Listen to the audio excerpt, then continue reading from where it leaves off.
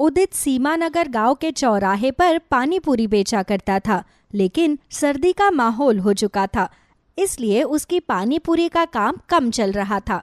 ऐसे ही एक दिन वो पानी पूरी बेचने के लिए आवाज लगा रहा था। पानी पूरी ले लो, पानी पूरी 10 रुपए प्लेट, पानी पूरी खा लो, ताज़ा ताज़ा पानी पूरी खाओ और पानी पूरी का मजा लो।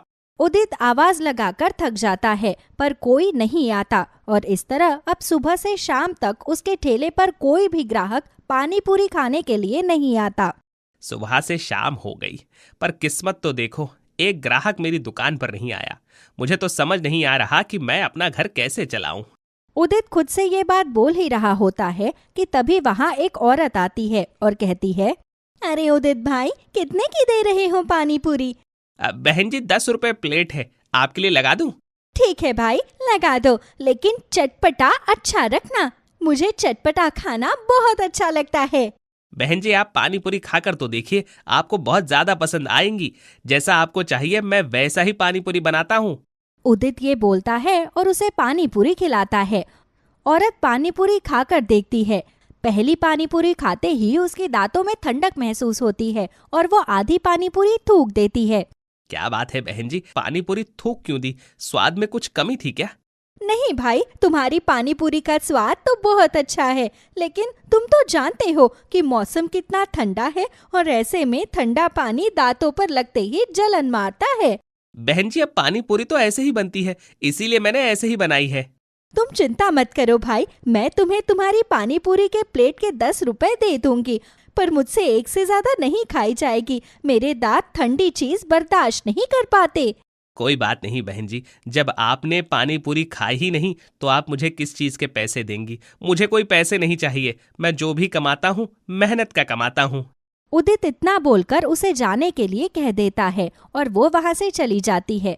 सुबह से शाम तक उदित की जैसे तैसे 3 से 4 प्लेट पानी पूरी ही बिकती है और वो पैसे लेकर घर आ जाता है और वो पैसे वो अपनी बीवी के हाथ में रखता है। अजी, इन पैसों से क्या होगा?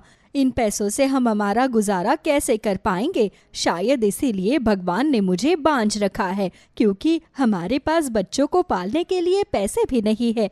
रेखा, तुम्हारा पति थका हारा काम करके आया है और तुम उसे आते ही सुना रही हो।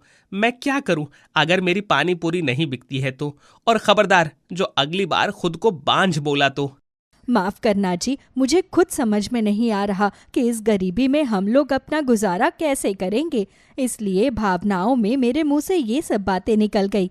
कोई बात नहीं रेखा, मैं समझता हूँ कि तुम इस गरीबी में कैसे गुजारा कर रही होगी। घर में जो भी है वो तुम ले आओ, वही खाकर हम आज सो जाते हैं। जिसके बाद अब रेखा खाना लगा देती है और उदित और रेखा प्याज रोटी खाकर सो जाते हैं। ऐसे ही गरीबी में उदित अपना गुजारा कर रहा था। समय गुजरता है और एक दिन उदित ने ठेला लगाते हुए अपनी पत्नी से कहा, रेखा, तुम तो जानती ही हो कि ठंड बहुत ज्यादा है। एक काम करो, मेरे लिए एक बोतल में पानी भर कर दो। पानी को गर्म कर देना और उसके आसपास कपड़ा लपेट देना ताकि वो ज्यादा देर तक गर्म रहे। रास्ते में प्यास लगती है तो ठंडा पानी पिया नहीं जाता। मैं समझती हूँ जी, तभी तो शायद पानी पूरी भी नहीं बिक रही, क्योंकि कौन ठंडे पानी की पानी पूरी खाएगा। हाँ, अब तुम जल्दी से मुझे पानी गर्म करके बोतल पर कपड़ा लपेट कर दे दो। मैं ठेला लगाने जाता हूँ। भगवान का आशीर्वाद रहा तो आज कम से कम 10 प्लेट पानी पूरी तो अच्छे से बिक ही जाएगी। जी ठीक है, आप थोड़ी देर रुक जाइए, मैं अभी पानी गर्म करके एक बड़ी सी बोतल में भर के लाती हूँ, ताकि पूरे दिन का आपका गुजारा हो सके। रेखा रसोई में जाती है और पानी गर्म करके एक बोतल में भर देती है और उसके आसपास कपड़ा लपेटकर उदित को दे देती है। उदित भी ठेले पर उस बोतल को रखकर पानी पूरी बेचने के लिए गांव की गलियों में निकल पड़ता है।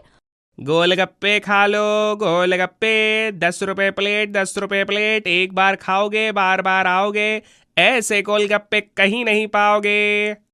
उदित बोल बोल कर गलियों में गोलगप्पे बेच रहा था, लेकिन कोई भी उसके गोलगप्पे खाने आने को तैयार ही नहीं था।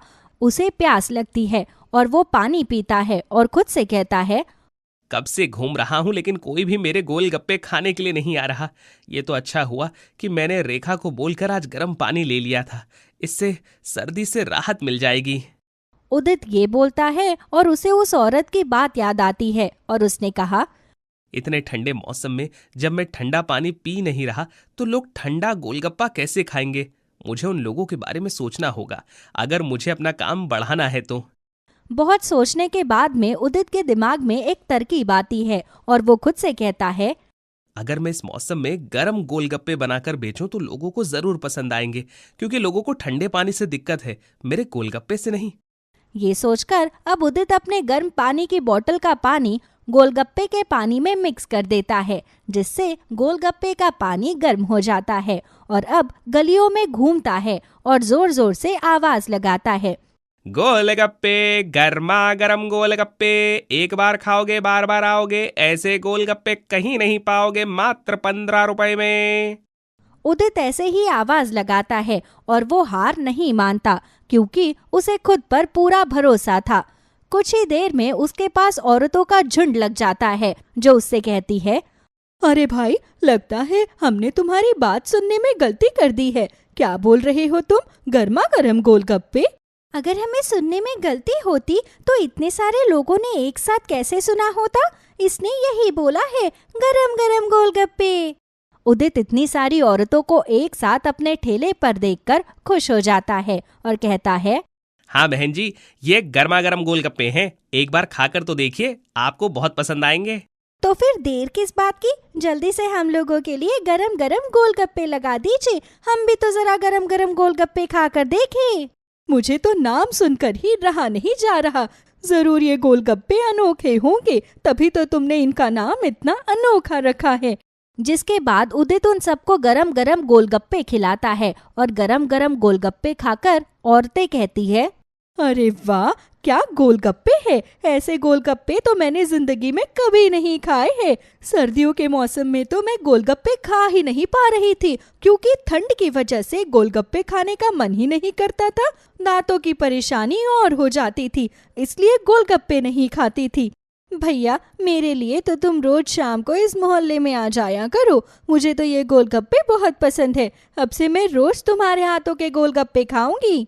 सच में ऐसे अनोखे गोलगप्पे खाकर तो मजा ही आ गया। बड़ा स्वाद है तुम्हारे गोलगप्पों में। जिसके बाद में ऐसे उदित गलियों में घूम घूम कर गोलगप्पे बेच रहा था, तो वहीं कई देर तक वो घर नहीं आया था और रेखा को उसकी चिंता सताने लगती है। हे भगवान, अभी तक ये घर क्यों नहीं आए हैं? ऐसा वो कभी नहीं करते। कहीं ऐसा तो नहीं कि उन्हें मेरी किसी बात का बुरा लग गया हो और आज भी कमाई ना हुई हो, इसलिए वो घर नहीं आए।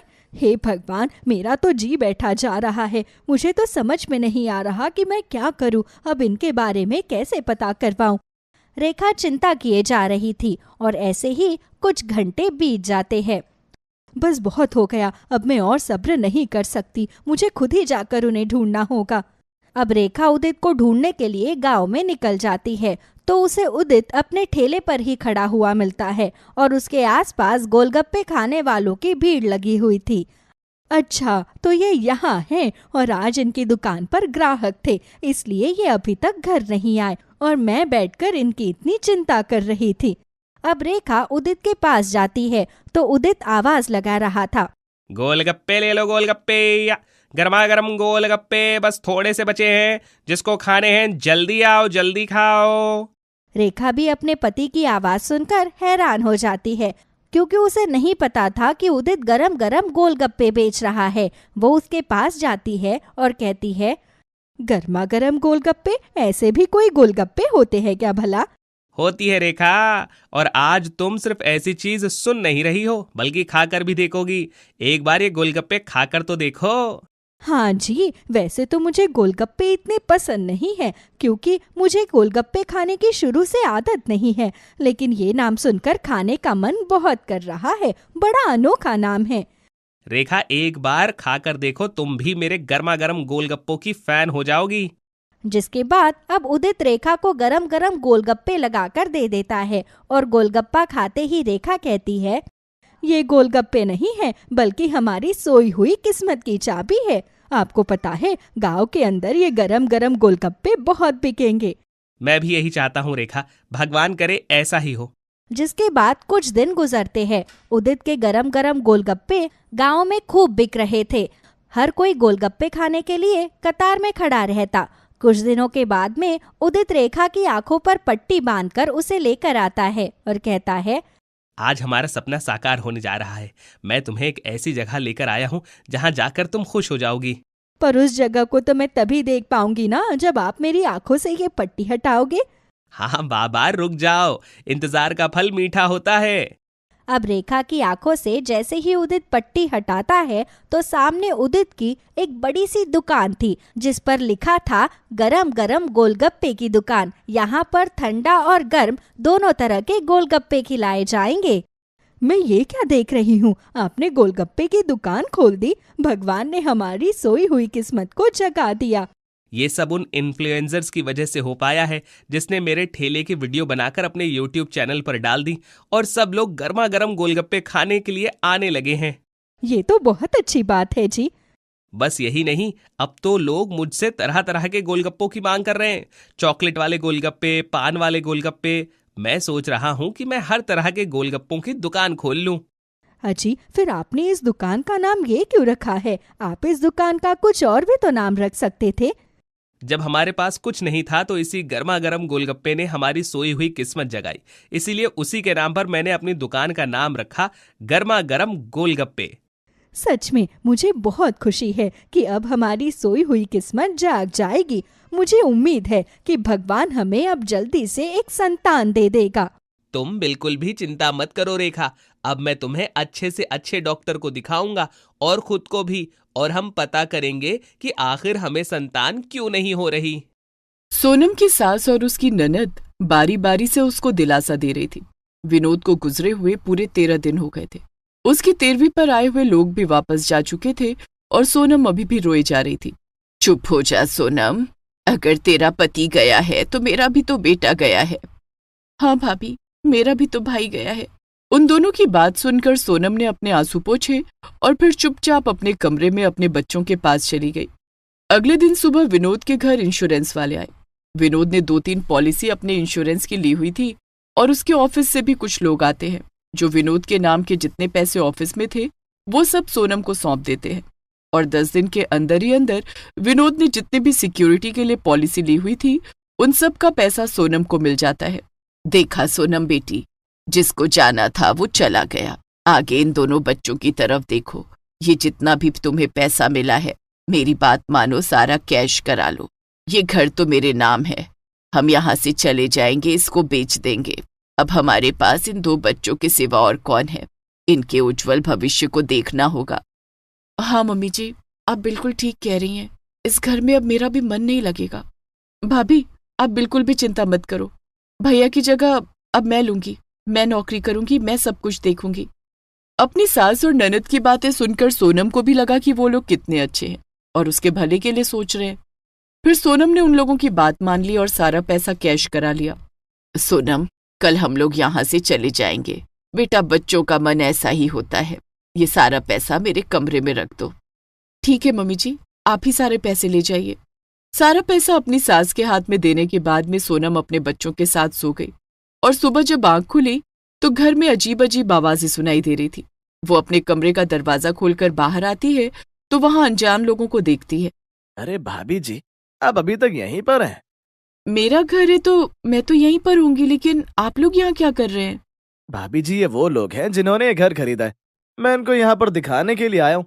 आपकी सास से मेरी बात हुई थी। और सोनम अपनी सास को आवाज लगाने लगती है, मम्मी जी, मम्मी जी। लेकिन वहां तो कोई भी नहीं था। सोनम फोन मिलाती है तो फोन भी स्विच ऑफ था। क्या हुआ भाभी जी? क्या आपको नहीं पता था इस डील के बारे में? अनजान लोगों को वहां पर खड़ा हुआ देखकर सोनम और भी ज्यादा घबरा रही थी। उसने जल्दी से अपने बच्चों को उठाया और अपनी अलमारी खोली तो वहां बस केवल बच्चों के और उसके कपड़े पड़े थे। सारे जेवर और पैसे सब गायब थे। उसने एक बैग में सारे कपड़े डाले और बच्चों को लेकर वहां से निकल गई। माँ, क्या हुआ? हम लोग घर से क्यों निकल आए? क्या हुआ माँ? तू रो क्यों रही है? बताओ ना, दादी और बुआ कहाँ गई? मैं तो पराए घर से आई थी, लेकिन ये दोनों तो उनका अपना खून थे। इनके साथ इतनी बड़ी गद्दारी, जरा तरस नहीं आया। उन्हें पता था मेरे तो माँ बाप भी नहीं है। क्या रिश्तों पर पैसा इतना भारी होता है? तभी रोते रोते सोनम का हाथ अपने गले में पड़ी हुई चेन पर जाता है। वो तुरंत ही अपनी चेन गले से निकालती है और एक सुनार की दुकान पर जाकर उसे बेच देती है। सुनो भैया, यहाँ कहीं किराए का मकान मिलेगा? किराए का मकान बहन जी? एक काम करो, यहाँ से 2 गली आगे मैंने कल आते समय देखा था, वहां पर शायद किराए के लिए जगह खाली है। सोनम अपने बच्चों के साथ वहां पर जाती है। बाहर लिखा था कमरा किराए के लिए खाली है। सोनम बात करके कुछ पैसे कम कराती है और वो कमरा ले लेती है। माँ, अब यहाँ रहेंगे? हाँ बेटा, अब हम लोग यहीं रहेंगे। तुम दोनों यहीं बैठो, मैं तुम लोगों के लिए खाने पीने के लिए कुछ लेकर आती हूँ। एक पल में ही सोनम को होश आ जाता है और वो समझ जाती है कि ये दुनिया बहुत बुरी है। यहाँ पर अपने ही अपनों को सबसे बड़ा धोखा देते हैं। वो एक दुकान पर जाकर बच्चों के लिए चाय ब्रेड ले लेती है और जब तक चाय वाला चाय बना रहा था, सोनम ने अपने आप को उसकी जगह खुद को देखा। विनोद जी कहते थे कि मैं चाय बहुत अच्छी बनाती हूँ। नौकरी का पता नहीं कब तक मिलेगी और यहाँ पर काफी भीड़ भाड़ भी है। मार्केट भी अच्छी खासी है। क्या मुझे चाय बेचने का काम शुरू करना चाहिए? हाँ, शायद यही ठीक रहेगा। अगर नौकरी नहीं मिली तो हाथ में ये थोड़ा सा पैसा भी खत्म हो जाएगा और अगर ये काम शुरू करूंगी तो रोज कुछ ना कुछ पैसे तो जरूर मिलेंगे। और घर तक आते आते सोनम मन बना लेती है कि वो अपनी चाय की दुकान खोलेगी। बच्चों को वो सब खिलाने के बाद सोनम फिर बाहर मार्केट में आती है और थोड़ा बहुत सामान रसोई के लिए ले लेती है। फिर वो एक चूल्हा खरीदती है, एक दुकान पर जाकर एक छोटे सिलेंडर का इंतजाम करती है और इन सब कामों में उसे शाम हो जाती है। दोनों बच्चे डरे सहमे उस कमरे में बैठे हुए थे। अपनी माँ को आया देख वो दोनों उसके गले लगकर रोने लगते हैं। माँ तू कहाँ चली गई थी? हमें बहुत डर लग रहा था। बेटा, मैं तो इंतजाम करने के लिए गई थी कि शाम को कुछ बनाकर तुम्हें खिला दूंगी। डर क्यों रहे हो? यहाँ किसी ने तुम्हें कुछ कहा तो नहीं है ना? नहीं माँ, किसी ने कुछ नहीं कहा, बस हमें भी लगा आप भी दादी और बुआ की तरह हमें छोड़कर चली गई हो। ये तुम कैसी बातें कर रहे हो बेटा? भला मैं तुम दोनों को कैसे छोड़ सकती हूँ? चलो डरो मत, थोड़ा थोड़ा पानी पियो, तब तक मैं तुम लोगों के लिए खाने के लिए कुछ बनाती हूँ। फिर सोनम बच्चों को खाना बना कर देती है। अगले दिन सुबह वो सारा सामान लेकर उस बाजार के कोने में चाय बनाने लगती है। वो अपने दोनों बच्चों को भी साथ लेकर आई थी। माँ, क्या तुम यहाँ पर अब चाय बनाया करोगी? हाँ बेटा, मैं यहाँ पर चाय बनाया करूंगी क्योंकि मुझे तुम लोगों को स्कूल भेजना है। बहुत दिन की छुट्टी हो चुकी है। तुम लोगों को पढ़ाना लिखाना भी तो है और कामयाब भी बनते हुए देखना है। माँ, हम तुम्हारे साथ हैं। तभी 2-4 मजदूर वहां पर आते हैं और सोनम से चाय बनाने के लिए कहते हैं। सोनम अच्छे से दूध डालकर उसमें चाय पत्ती, अदरक और इलायची डालकर चाय बनाती है। वो मजदूर जैसे ही पहला घूंट चाय का लेते हैं, उन्हें चाय बहुत ही अच्छी लगती है। चाय तो बहुत बढ़िया थी। सुबह सुबह ऐसी चाय मिल जाए तो पूरा दिन शरीर में फुर्ती रहती है। ये बात तो तुमने बिल्कुल सच कही है। वाकई में चाय तो बहुत ही अच्छी है। सोनम को अच्छा लगता है। वो उन लोगों से पैसे ले लेती है। उसके बाद सोनम बच्चों के स्कूल में फोन करती है और उनकी प्रिंसिपल को सारी बात बता देती है। ये तो बहुत बुरा हुआ, आप चिंता मत कीजिए। आप बच्चों को 4 दिन बाद आराम से स्कूल भेजिए। मैडम, मैं जानती हूँ कि मैं फीस देने में थोड़ी लेट हो जाऊंगी, लेकिन मैं वादा करती हूँ मैं अपने बच्चों की फीस दे दिया करूंगी। बस आप मेरे बच्चों को कभी इस बात की भनक मत लगने देना। ठीक है, आप चिंता मत कीजिए। सोनम फोन रखती है कि तभी वहां पर एक लड़का आता है और सोनम से कहता है, 10 चाय पैक कर दो। बेटा, मैं प्लास्टिक में चाय नहीं डालती हूँ, मैं केतली में चाय डालकर दे रही हूँ। मेरा बेटा तुम्हारे साथ जाएगा। चाय डालने के बाद केतली वापस कर देना। प्लास्टिक की चाय शरीर को नुकसान देती है। फिर वो लड़का चाय और सोनम के बेटे को लेकर वहां से चला जाता है। थोड़ी देर में सोनम का बेटा खाली केतली लेकर वापस आता है और शाम तक सोनम की काफी चाय बिक जाती है। शाम के समय जब वो सारा सामान समेट रही थी कि तभी वहां पर एक आदमी आता है। बहन जी, चाय बड़ी अच्छी थी। मैंने सुबह अपने बेटे को भेजा था यहाँ पर। आपने केतली दी थी? हाँ, याद आया मुझे। मैं एक प्रॉपर्टी डीलर हूँ और पूरा दिन मेरे पास लोग आते जाते रहते हैं। आज के बाद मेरे यहाँ पर चाय सिर्फ आपके यहाँ से आएगी। या तो आप पैसे दिन के हिसाब से ले लेना या हफ्ते में हिसाब कर लेना। ठीक है, मैं इस बारे में सोच कर बताऊंगी। फिर सोनम घर आती है और अपने बच्चों को खाना खिलाकर सुला देती है और पूरे दिन भर में जो भी पैसे उसने कमाए थे उनको गिनकर एक तरफ रख देती है। कल सुबह मैं बच्चों को स्कूल भेजने के लिए तैयारी करूंगी और उसके बाद ही काम पर जाऊंगी। उन दोनों ने क्या सोचा था कि वो हमें इस तरह हालात में छोड़कर चली जाएंगी और हम मर खप जाएंगे। अगले दिन सुबह सोनम अपने बच्चों को तैयार करती है और उन्हें स्कूल छोड़कर आती है। उसके बाद वो सारा सामान लेकर चाय बनाने वाली जगह पर जाती है और चाय बनाने लगती है। कल जो मजदूर आए थे आज उनके साथ और भी मजदूर थे। जैसे जैसे मार्केट शुरू हो रही थी वैसे वैसे सोनम के पास आज चाय के कई ऑर्डर थे। आज शाम को भी वो प्रॉपर्टी डीलर सोनम से पूछता है तो सोनम बच्चों की फीस का सोचकर उसे कहती है कि हफ्ते के हफ्ते पेमेंट कर देना। और फिर सोनम की चाय की दुकान बहुत अच्छी चल पड़ती है। वो हर चीज बड़े अच्छे से नाप तोल कर डालकर चाय बनाती थी। फिर साथ ही साथ उसने वहां पर नमकीन, बिस्किट और छोटा मोटा खाने पीने का सामान भी रखना शुरू कर दिया। समय इसी तरह बीतता जाता है। कई साल बाद माँ, ये देखो मुझे नौकरी मिल गई। और माँ, मेरी पढ़ाई खत्म हो गई है, अब मैं भी नौकरी करूंगी। माँ, बस अब मैंने सोच लिया है, अब तुम काम नहीं करोगी। नहीं नहीं बेटा, ऐसा कैसे हो सकता है? भला मैं काम क्यों नहीं करूंगी? माँ, तुम्हें याद है कि मैं एक गुल्लक में पैसे डालता था? कल मैंने वो गुल्लक फोड़ दी और उसमें से बहुत अच्छे खासे पैसे निकले और 1-2 महीने बाद मैं भी थोड़े पैसे जोड़ लूंगा। माँ, तुम ये काम करना, लेकिन अब मैं चाहता हूँ कि तुम्हारी एक छोटी सी सुंदर सी दुकान हो जाए। इतने सालों की मेहनत के बाद आपको भी तो थोड़ा प्रमोशन मिलना चाहिए ना। ये सुनकर सोनम खुश हो जाती है और अपने बेटे को गले लगा लेती है। फिर 1-2 महीने बाद सोनम एक अच्छी सी दुकान देख लेती है और वहां पर चाय का काम शुरू करती है। सब लोग भी बहुत खुश होते हैं कि सोनम ने आखिर इतने सालों बाद अपनी एक दुकान बना ही ली और अब सोनम अपने बच्चों के साथ खुशहाल जीवन बिताती है। रेखा एक अनाथ आश्रम में काम करती थी। कुछ समय पहले ही उसके पति की मृत्यु हो गई थी। वो 9 माह की गर्भवती थी।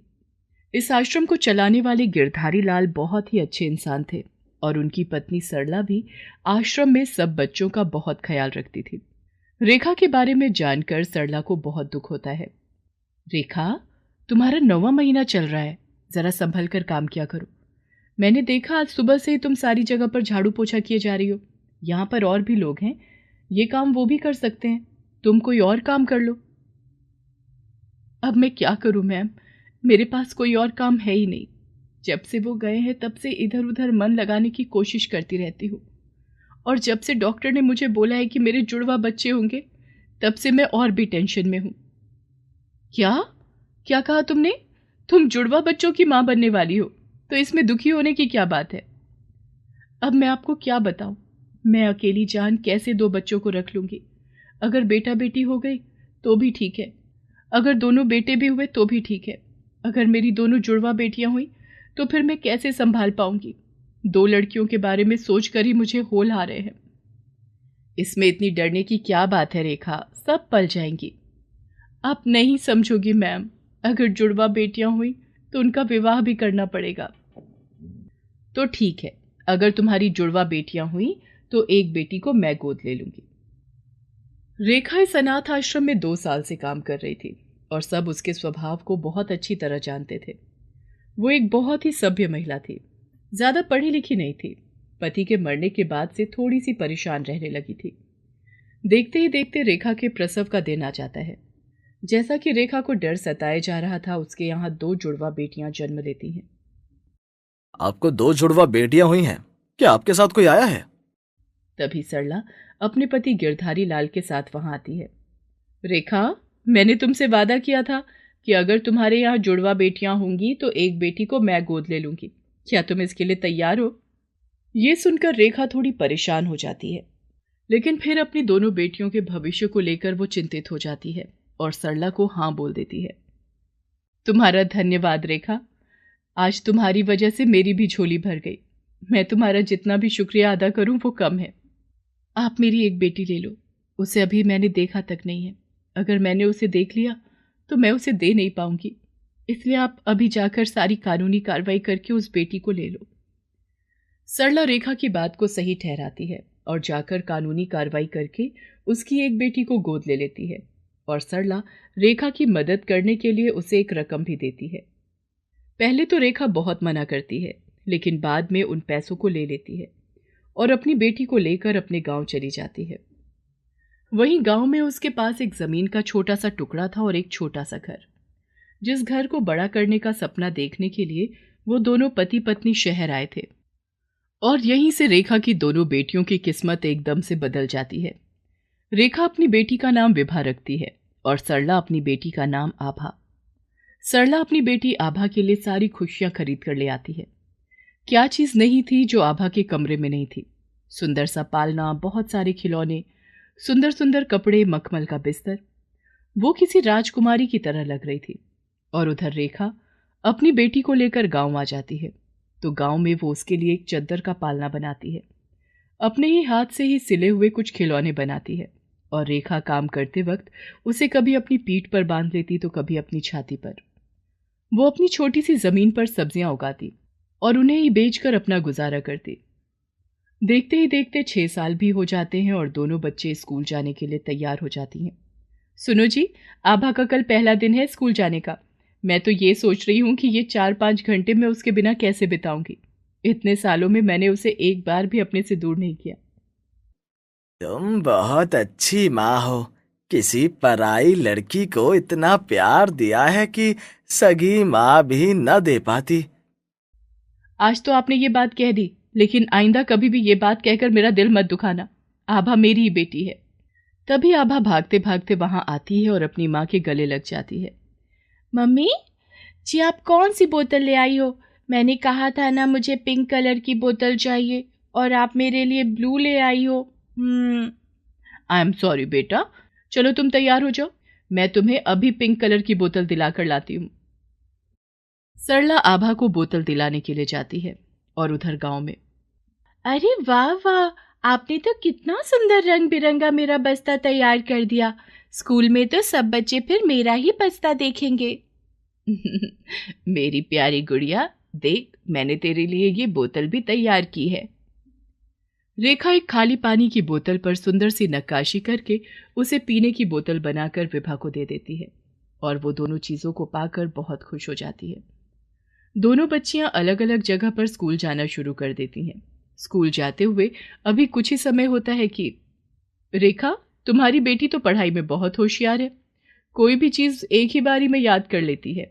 ऐसा लगता है जैसे कि तुम्हारी बेटी विलक्षण बुद्धि की पैदा हुई है। वो तो मैं नहीं जानती टीचर जी, लेकिन जब मैं इसको किताब पढ़ाती थी तो ये सब कुछ याद करके जल्दी जल्दी ही मुझे सुना देती थी। सच में विभा बहुत ही होशियार बच्ची है।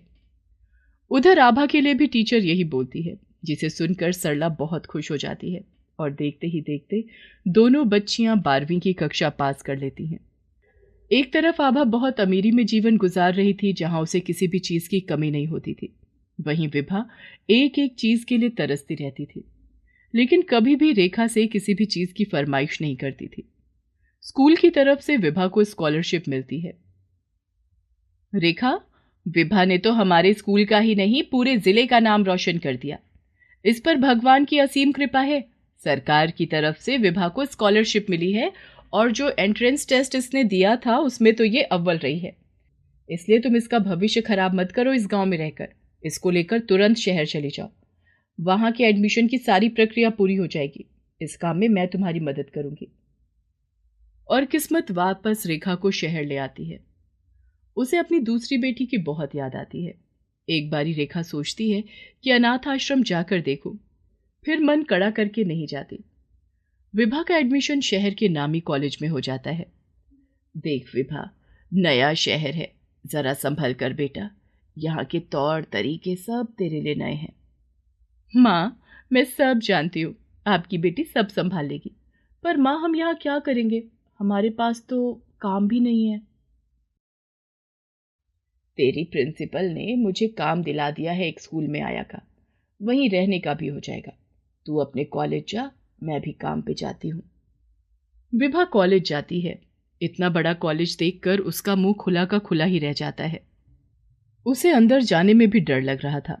तभी वहां एक लड़की आती है और विभा से, हे, ये तुम क्या पहन कर आई हो? ये बाल कैसे बना लिया आज?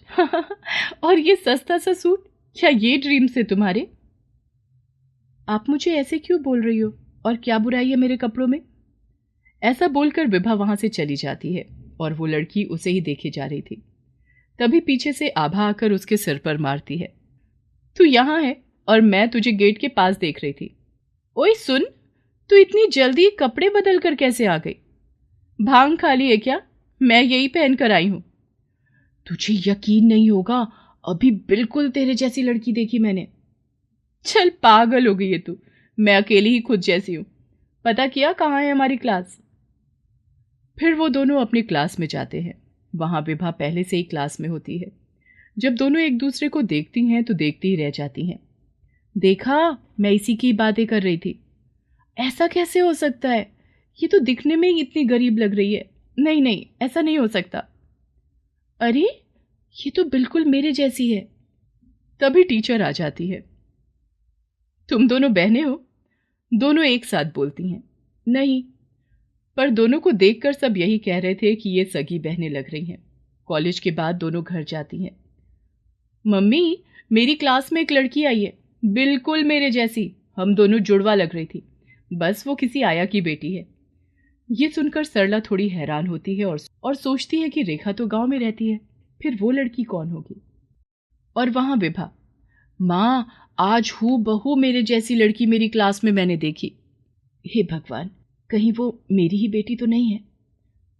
अच्छा, क्या नाम है उसका? आभा नाम है। बहुत अमीर है। इतने सुंदर कपड़े पहनकर आई थी। उसके पास खुद की बड़ी सी कार भी थी। उधर सरला। अच्छा, उसकी माँ ही है, बाप नहीं है क्या? हाँ, मैम ने जब सबसे पूछा था तब उसने कहा था कि वो गांव से आई है अपनी माँ के साथ और उसे स्कॉलरशिप मिली है, तभी इतने बड़े कॉलेज में आई है। इसे कहते हैं किस्मत। हाँ, यही किस्मत है, तभी तो इतने सालों बाद तुम दोनों मिल गई। सरला सारी बात गिरधारी लाल को बता देती है। मन छोटा मत करो। रेखा तुमसे आभा को नहीं लेगी। अगर लेना होता तो वो बहुत पहले ही ले लेती। तुम्हें उससे मिलना चाहिए। नहीं नहीं, मैं आभा को नहीं खोना चाहती। संभालो खुद को। दोनों बच्चियों को पता चले, हम खुद उन दोनों को बता देते हैं और मुझे पूरा यकीन है वो दोनों समझ भी जाएंगी। गिरधारी लाल रेखा का पता लगवाता है, उसे और विभा को लेकर घर जाता है, जहां सरला और आभा उनका इंतजार कर रही थी। रेखा सरला को देखकर नमस्कार करती है। सरला भी आभा और विभा दोनों हैरान सी खड़ी थी। तब गिरधारी लाल दोनों बच्चियों को सब सच बता देता है। रेखा आभा को गले लगा लेती है। मैम, आभा आपकी ही बेटी है, मेरी तो बस विभा है। आपने उसे अपनी बेटी की तरह पाला है। आभा, तुम भी इन्हें दिल से मानती हो।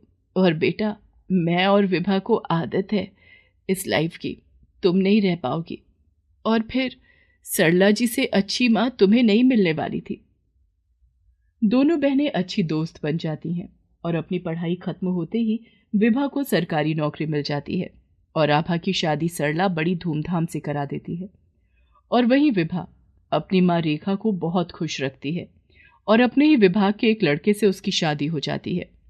गिरधारी लाल रेखा को अनाथ आश्रम संभालने को देता है, जिससे सरला और रेखा साथ रहें और बेटियां भी। प्रीति अपनी कुछ सहेलियों के साथ गली में खेल रही होती है। तभी उसकी सहेली के घर आई उसकी बुआ की लड़की उसे बोलती है। कितनी सांवली लड़की है ये, तुम सबके बीच में अलग से ही चमक रही है। ऐसे मत बोल, बुरा मान जाएगी। इसमें बुरा मानने वाली कौन सी बात है? अगर वो सांवली है तो सांवली है ही ना। अपने आसपास की लड़कियों की ऐसी बातें सुनकर प्रीति के मन में कभी कभी ये विचार आता कि वो इतनी सांवली क्यों है। धीरे धीरे प्रीति की शादी की उम्र हो जाती है। उसके घर वाले उसके लिए लड़का देखने लगते हैं। प्रीति, सुनो, इधर आओ। कल तुम्हें देखने के लिए एक लड़का आ रहा है, इसलिए तुम एक काम करो। ये उपटन मैंने तुम्हारे लिए बनाया है, इसे लगाकर थोड़ी देर बाद चेहरा धो लेना, तुम्हारा सांवलापन थोड़ा कम दिखाई देगा। ये कैसी बातें कर रही हो माँ? तुम मेरी माँ होकर भी मुझे मेरे सांवले रंग का ताना दे रही हो? ताना नहीं दे रही हूँ, बस ये कह रही हूँ कि सांवला रंग थोड़ा कम हो जाएगा। कोई भी सबसे पहले आपके चेहरे को ही देखता है, गुण संस्कार बाद में आते हैं। प्रीति कुछ नहीं कहती। माँ के हाथ से उपटन लेकर वो अपने कमरे में चली जाती है। तभी प्रीति के पापा घर आ जाते हैं और उसकी माँ को बोलते हैं, तुमने प्रीति को बता दिया ना कि कल उसे देखने वाले आ रहे हैं?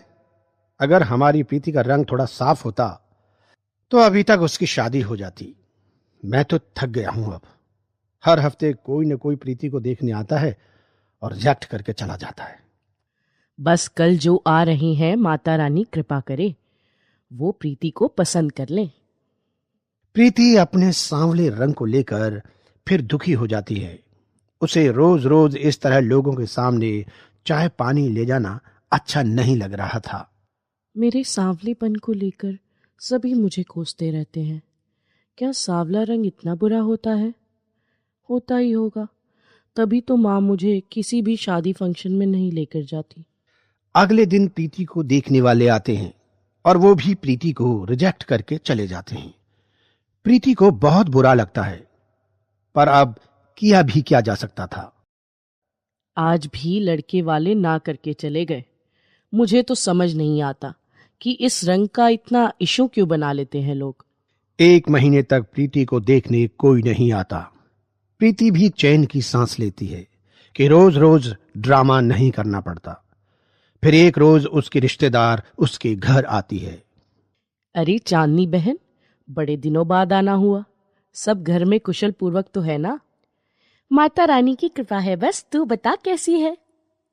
सब ठीक ही है चांदनी, अब क्या बताऊं। क्या हुआ, तेरा मुंह क्यों लटका हुआ है? सुन चांदनी, तेरी तो बहुत जगह जान पहचान है। तू कोई रिश्ता बताना हमारी प्रीति के लिए। तुझसे झूठ नहीं कहूंगी, रिश्ते तो बहुत आते हैं, पर उसके सांवले रंग की वजह से मना हो जाते हैं। अच्छा, तो तू इस वजह से परेशान है? चल फिक्र मत कर, मेरी नजर में एक रिश्ता है। मैं उन लोगों से बात करती हूँ, फिर तुझे बताऊंगी। चांदनी नाश्ता पानी करके चली जाती है। दूसरे दिन वो फोन करके प्रीति की माँ को बोलती है। हेलो बहन, कैसी हो? हेलो, हाँ मैं ठीक हूँ चांदनी। तूने बात करी उन लोगों से? बात की है, तभी तो तुझे फोन लगाया है। सुन, वो कल प्रीति को देखने आएंगे। कल ही? इतनी जल्दी? भाई मैंने बात करी, उन्होंने मुझे टाइम दिया, मैंने तुझे बता दिया। अब तुझे जल्दी लग रही है तो मैं क्या कर सकती हूँ? कहे तो मना कर दूं? नहीं नहीं, उन्हें बोल दे वो आ जाएं, मैं तैयारी कर लूंगी। और वो प्रीति के पापा को फोन करके बताती है। सुनो जी, कल प्रीति को देखने वाले आ रहे हैं। आप कुछ मिठाइयाँ और नमकीन लेते आना। कौन है, कुछ पता किया तूने? चांदनी ने रिश्ता बताया है, जो तुमसे सामान मंगवाया है, बस वो लेकर घर आ जाना। अगले दिन प्रीति को देखने वाले घर आते हैं। लड़के का नाम समीर होता है और उसके साथ में उसकी माँ और पापा आए होते हैं। प्रीति सबके लिए चाय लेकर आती है। जैसे वो चाय कप में डालती है, समीर को प्रीति एक नजर में ही बहुत अच्छी लगती है। पर समीर की माँ, देखो बहन जी, बुरा नहीं मानना, पर आपकी लड़की कुछ ज्यादा सांवली नहीं है। बहन जी, ये तो भगवान की लीला होती है, वरना हमारी प्रीति में किसी चीज की कोई कमी नहीं है। बहुत ही समझदार और सुगढ़ है, और पढ़ाई में तो हमेशा से ही अव्वल रही है। तभी समीर अपनी माँ के कान में कुछ कहता है। ठीक है बहन जी, हम आपको घर जाकर बताते हैं। और वो सब लोग वहां से चले जाते हैं। माँ, माना कि प्रीति सांवली है, लेकिन मुझे वो लड़की अच्छी लगी। उसके चेहरे पर एक सच्चाई थी, वो देखकर मुझे बहुत अच्छा लगा माँ, और मैं इसी लड़की से शादी करना चाहता हूँ बस। समीर सही कह रहा है, मुझे भी लड़की बहुत अच्छी लगी वैसे। पर सब रिश्तेदार क्या कहेंगे? एक लौता लड़का है और उसके लिए भी इतनी सांवली लड़की ढूंढी। माँ, उसको मेरे साथ सारी जिंदगी रहना है और मुझे उसके साथ। रिश्तेदार कहां से आ गए बीच में? आप बस उन लोगों को हाँ कह दो, मैं शादी करूंगा तो प्रीति से ही करूंगा बस। बेटे की बात सुनकर उसकी माँ क्या कर सकती थी। वो शाम को फोन करके प्रीति की माँ को बोलती है। हेलो बहन जी, मिठाई बंटवाओ, मेरे बेटे को आपकी बेटी बहुत अच्छी लगी। जल्दी ही शादी की तारीख निकालकर आपसे बात करूंगी। फिर जल्दी ही शहनाई बजती है और प्रीति और समीर की शादी हो जाती है। प्रीति, तुम बहुत सुंदर लग रही हो। समीर, एक बात पूछूं, आप बताएंगे? हाँ प्रीति, देखो तुम्हें पूछने की जरूरत नहीं, मैं जानता हूं कि तुम क्या पूछने वाली हो। कहो तो मैं बता दूं कि मैंने तुम्हें इसलिए पसंद किया क्योंकि तुम बहुत ही सादा हो और मुझे तुम्हारी सादगी पसंद आई। ये सुनकर प्रीति बहुत खुश होती है और अगले दिन अब पड़ोसन आकर मुंह दिखाई की रस्म करेगी। मेरे को तो बड़ी शर्म आ रही है।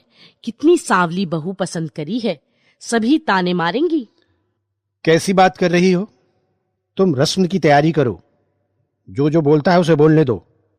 पड़ोसन आकर प्रीति को देखती है और दबे दबे शब्दों में समीर की पसंद पर हंसती है और बातें करती है।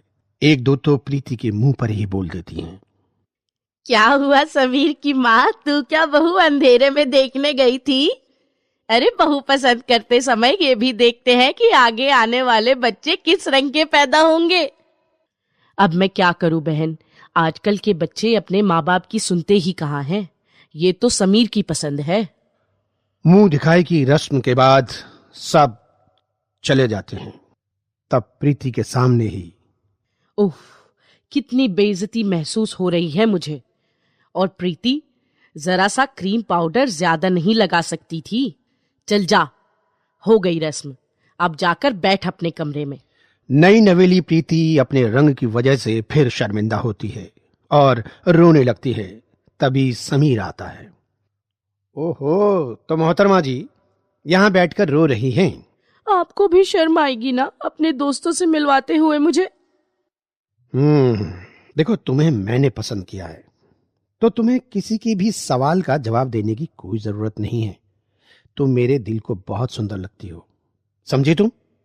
अब जल्दी से ही आंसू पोंछो, क्योंकि मैं कभी भी तुम्हारी आंखों में आंसू नहीं देखना चाहता। और इसी तरह दिन बीतने लगते हैं। प्रीति की सास सांवलेपन के ताने देती रहती है। ये कैसी चाय बनाई है तुमने, बिल्कुल अपने रंग जैसी। कभी कभी कहती थी, इधर उधर मेरे सामने इस तरह मत घूमा कर, तुझे देखकर ही मेरे दिल में खौफ हो जाता है। और कई बार ये बातें समीर भी सुन लेता है, पर वो अपनी माँ का स्वभाव जानता था, इसलिए वो उनसे बहस नहीं करना चाहता था। एक रात अचानक बारिश आती है और सुबह के टाइम समीर की माँ बाहर गार्डन में सफाई करने जाती है और तभी बहुत तेज फिसल जाती है। हाय रे मैया, मेरी तो कमर टूट गई। समीर भाग के जाता है और अपनी माँ को उठाता है और फिर गाड़ी में बिठाकर हॉस्पिटल लेकर जाता है। प्रीति और उसका पापा भी साथ में होता है। डॉक्टर देखने के बाद बोलते हैं कि इनके पैर में फ्रैक्चर आया है, तो अभी 2-3 दिन हॉस्पिटल में ही रुकेंगी। पापा जी, आप और समीर घर चले जाओ, मम्मी की देखभाल मैं कर लूंगी। नहीं नहीं बहू, तुम घर जाओ, मैं यहां रुक सकता हूं। नहीं पापा, प्रीति सही कह रही है, ये केबिन लेडीज का है, उसी का रुकना ठीक रहेगा। मिलने वाले टाइम पर हम आ जाएंगे और प्रीति, किसी भी चीज की जरूरत हो मुझे फोन कर देना, मैं तुरंत आ जाऊंगा। ठीक है, मैं मम्मी जी को देख लेती हूँ। प्रीति 2 दिन हॉस्पिटल में रहकर अपनी सास की बहुत सेवा करती है। ये देख के उसकी सास भी शर्मिंदा होती है। अगले दिन समीर अपनी माँ को लेकर घर आ जाता है। घर आकर भी प्रीति अपने सास की बहुत सेवा करती है और एक ही हफ्ते में वो धीरे धीरे चलने लगती है। और उसी दिन शाम को, प्रीति बेटा इधर आ, मैं अपने व्यवहार के लिए बहुत शर्मिंदा हूँ तुझसे। मैंने हमेशा तेरे रंग को बहुत ताने दिए, पर तूने जिस तरह से मेरी सेवा की है, मैं जान गई हूँ कि गोरा काला कुछ नहीं होता। सबसे अच्छा होता है अच्छे दिल का होना, जो कि तुम्हारे अंदर है। समीर ये बातें सुन लेता है और अपनी माँ के पास जाकर बैठ जाता है। मैं मम्मी जी के लिए सूप बनाकर लाती हूँ और आपके लिए चाय। प्रीति के जाने के बाद समीर की माँ उससे कहती है, बेटा, मुझे तुझसे कुछ कहना है। हाँ माँ, बोलो ना। मुझे तुम्हारी पसंद पर नाज है। मैंने प्रीति को बहुत भला बुरा कहा, लेकिन उस लड़की ने आज तक कभी मुझे पलटकर जवाब नहीं दिया।